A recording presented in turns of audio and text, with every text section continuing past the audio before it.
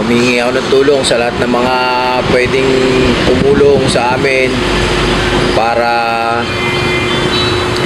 kami ay makapagtinda na at makapaghanap buhay na, kasi masyado nang naapektuhan yung mga pamilya ng mga kasamahan ko at mga estudyante, pati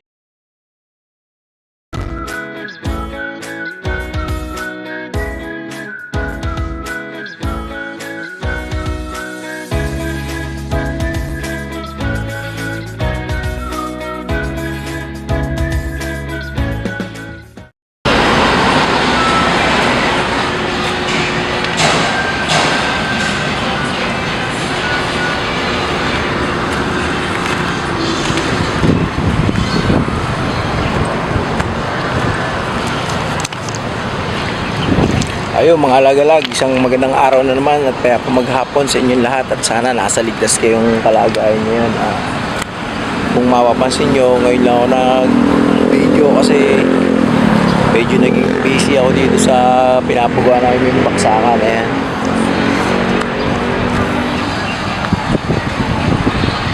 Ayaw i-release nung Office of the Mayor yung aming permit.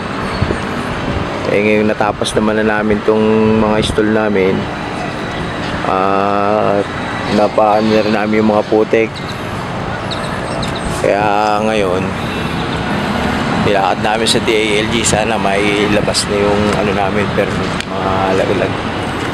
Pasensya na nga pala kung hindi ako nakakapag-upload kasi gawa na inaasikaso ko yung mga tao dito, kasi bilang pinuno ng samahan, syempre obligasyon ko na iayos yung mga tao hanggat hindi pa nakakapagtinda ng ayos. Pero nananawagan nga pala ako dun sa mga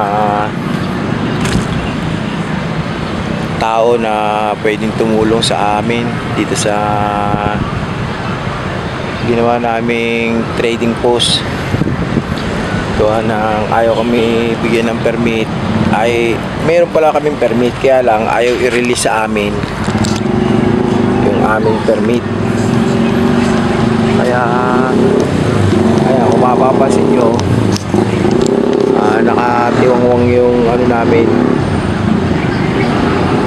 yung aming mga pinagawang pwesto. Kompleto papeles na kami lahat, nakapagbayad na rin nga pala kami sa ano, sa aming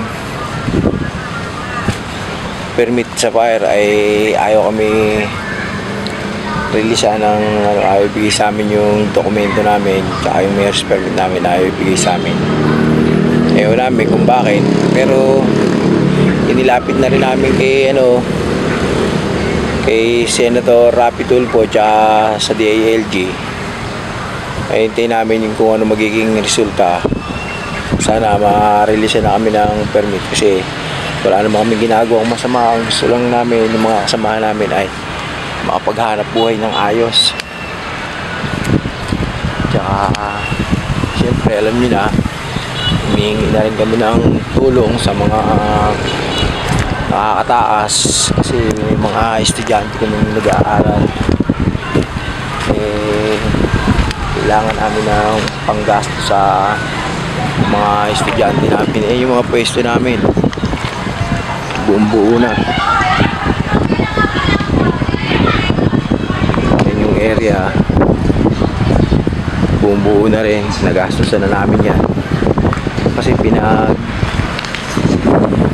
kami ng mine road tsaka ng sanitary, tsaka ng engineering, ng fire, tungkol doon sa aming mga kailangan gawin.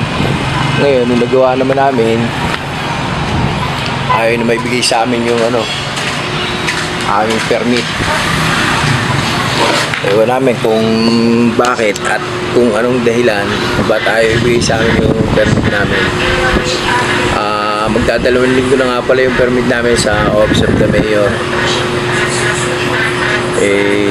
Kailangan na namin makakapagtinda kasi magpapasko na. Sana matulungan nyo kami yung mga kinauukulan, yung mga nasa pwesto.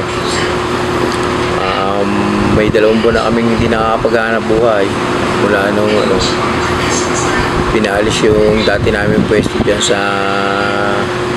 aming baksakan, kaya kami napilitan magpagawa ng sariling baksakan namin. Humingi ako ng tulong sa lahat ng mga pwedeng tumulong sa amin para kami makapagtinda na at makapaghanap buhay na, kasi masyado nang naapektuhan yung mga pamilya ng mga kasamahan ko at mga estudyante, pati pamumuhay naapektuhan na rin. Kaya sana matulungan nyo kami kung sino man ang makakapanood nito. At dun nga pala sa mga viewer ko sa mga lagalag, pasensya na kayo, hindi ako nakakapag-upload ngayon kasi gawa ng busy ako at medyo mabigat-bigat kasi yung naging problema namin dito sa pinagawa namin trading post, kaya bihira ako makapagtinda at makabiyahin. Yun lang, sana matulungan nyo kami at maraming salamat nga pala sa inyong lahat ng mga subscriber ko at mga viewers ko na nakakapanood ng video nito. Sana maipasa nyo sa iba at matulungan nyo kami.